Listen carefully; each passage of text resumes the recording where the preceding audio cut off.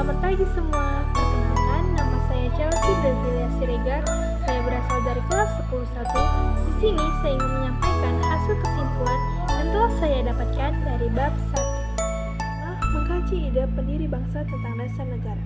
Setelah melalui beberapa proses persidangan pada tanggal 29 Mei sampai dengan 1 Juni 1945, Pancasila akhirnya dapat disahkan pada sidang PPKI pada tanggal 18 Agustus 1945. Pada sidang tersebut disetujui bahwa Pancasila dapat dicantumkan dalam Forum Sidang Perserikatan Bangsa-Bangsa atau PBB. Soekarno mengatakan usulan dasar negara dengan sebutan Pancadana. Lalu dengan anjuran para ahli bahasa, rumusan dasar negara yang diusulkan oleh Soekarno ini dinamakan Pancasila. Secara harfiah, Pancasila berasal dari bahasa Sanskerta yang berarti panca yang artinya lima dan sila yang artinya prinsip atau dasar.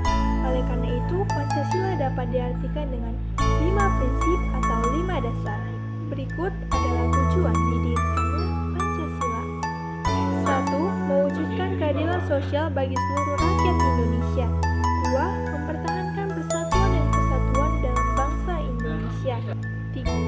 Dan pada sidang yang dilakukan pada tanggal 29 Mei sampai dengan 1 Juni 1945, sekurang-kurangnya terdapat 3 pokok pembahasan dalam sidang BPUPKI atau Badan Penyelidik Usaha-Usaha Persiapan Kemerdekaan Indonesia yang berkenan pada dasar negara.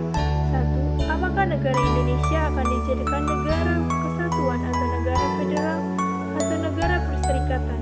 2. Apa masalah hubungan antara agama dan negara? 3. Apakah negara Indonesia akan dijadikan negara republik atau kerajaan? Kedua, siapa-siapa saja sih yang memberikan ide-ide perumusan dasar negara? Yang memberikan ide-ide perumusan dasar negara adalah Soekarno, Muhammad Yamin, dan Supomo. Tapi kita hanya akan menjelaskan tentang Supomo.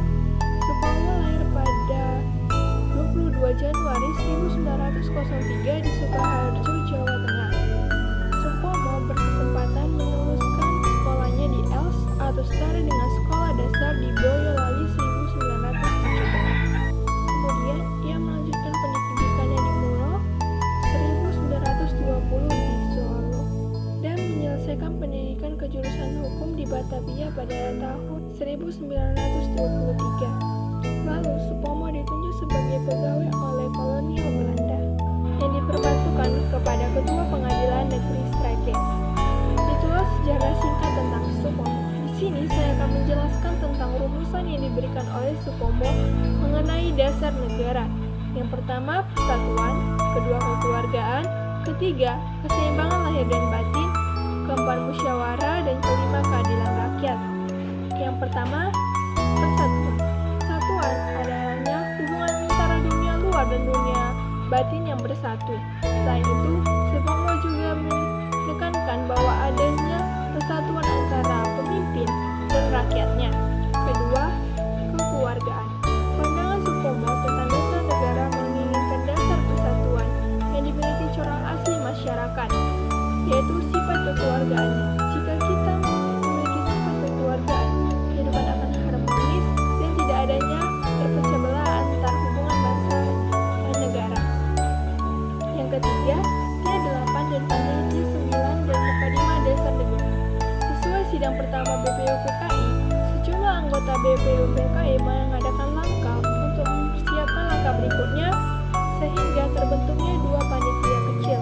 Panitia pertama beranggotakan 8 orang, sedangkan panitia kedua beranggotakan 9 orang. Anggota-anggota yang berada dalam panitia 8 adalah Soekarno yang menjabat sebagai ketua dan Kiai Bagus Hadikusumo, Otto Iskandar, Sutarjo, Muhammad Yamin, Kiai Abdul Hasim, dan Muhammad Hatta. Sedangkan panitia ke-9 terdiri dari Soekarno, Muhammad Hatta, Muhammad Yamin, Ahmad Subarjo, Maramis, Abdul Kahar, Kiai Wahid Hasim, Adi Kusno, dan Agus Salim.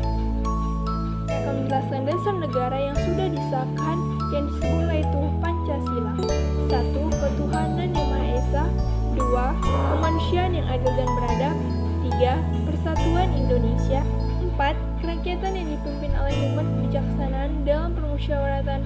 perwakilan.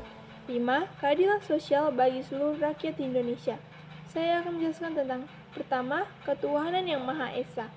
Sila pertama ini menjelaskan tentang bangsa Indonesia yang percaya kepada Tuhan yang Maha Esa, sehingga ia dapat melaksanakan ajaran-ajaran agamanya tanpa mengalami gangguan ataupun halangan.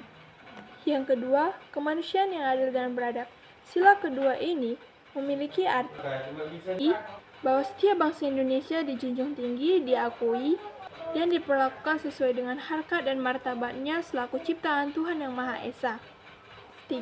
Persatuan Indonesia. Sila ketiga ini memberi syarat mutlak kepada setiap bangsa Indonesia untuk menjunjung tinggi persatuan.